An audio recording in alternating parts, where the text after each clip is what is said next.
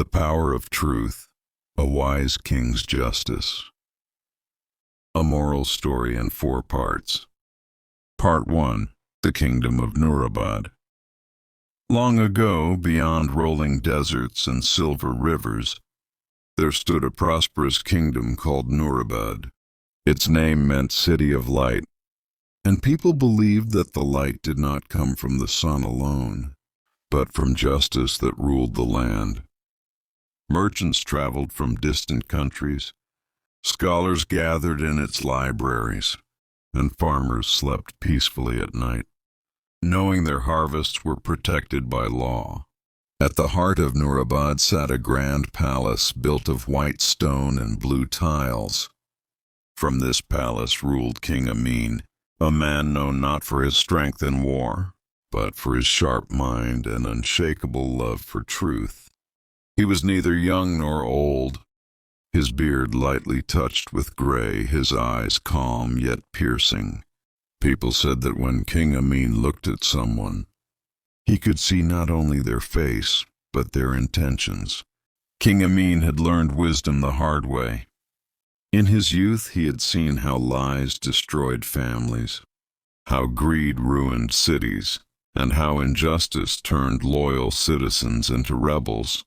When he became king, he made a promise to himself and to God: no innocent shall be punished, and no guilty shall escape, no matter how powerful they are. Every week the king held an open court. Anyone, rich or poor, could come and present their case.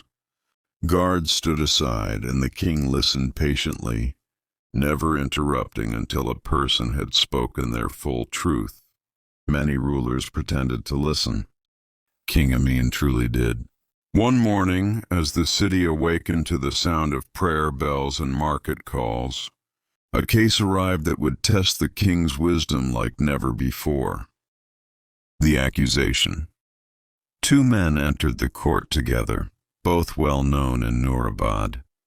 The first was Hassan, a wealthy merchant who traded silk, spices, and precious stones. He wore fine clothes, his fingers heavy with rings, and his voice confident.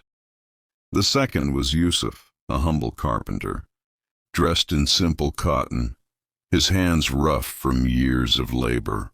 Hassan bowed slightly and spoke first.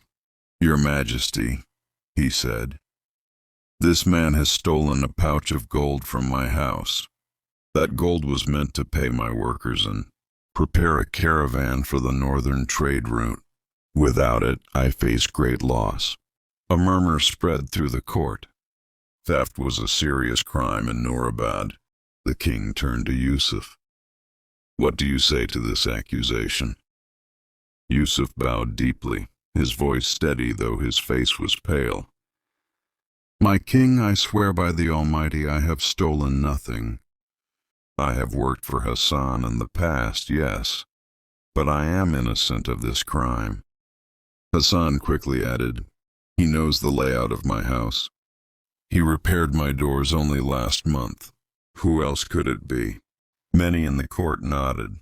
The evidence seemed clear. A poor man, familiar with the house, accused by a rich one, such cases often ended quickly. But King Amin did not rush. The king's first test. "Justice is not a race," the king said calmly. "It is a journey." He ordered the guards to bring the pouch of gold. It was placed before him, heavy, sealed, and marked with Hassan's family symbol. The king examined it closely, then asked, "Hassan, when did you last see this gold?" "3 nights ago, Your Majesty." "And when did you discover it missing?" "This morning." The king nodded, then turned to Yusuf. "Where were you 3 nights ago?" "In my workshop, my king," Yusuf replied. "My neighbors can confirm. I was completing an order for a widow whose roof had collapsed." Hassan laughed softly. "Poor men always have poor excuses." The king raised his hand, silencing him.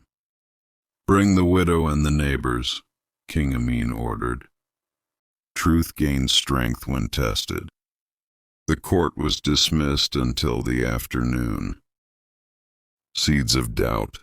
When the court resumed, the widow and 2 neighbors testified. All confirmed that Yusuf had worked late into the night, repairing the roof under lantern light. Their stories matched without hesitation. A faint frown appeared on the king's face, not of anger, but of thought. "Hassan," the king asked, "was anyone else in your house during those 3 days?" Hassan hesitated for the briefest moment. "Only my servants, your majesty." "Loyal men?" The king noticed the hesitation. He noticed everything. "Very well," King Amin said. "This case will not be decided today." Gasps filled the hall. "The truth here," the king continued, "is like a hidden spring. Dig too fast and you miss it. Dig wisely and it reveals itself." He ordered both men to remain in the city until further notice. As Yusuf left the court, fear weighed heavy on his heart. Though innocent, he knew how easily the poor could be crushed. Hassan, meanwhile, smiled confidently. He believed gold spoke louder than truth. But King Amin had already begun to see cracks in the story. That night, alone in his chamber, the king whispered a prayer. "Let truth stand clear, even if it stands alone."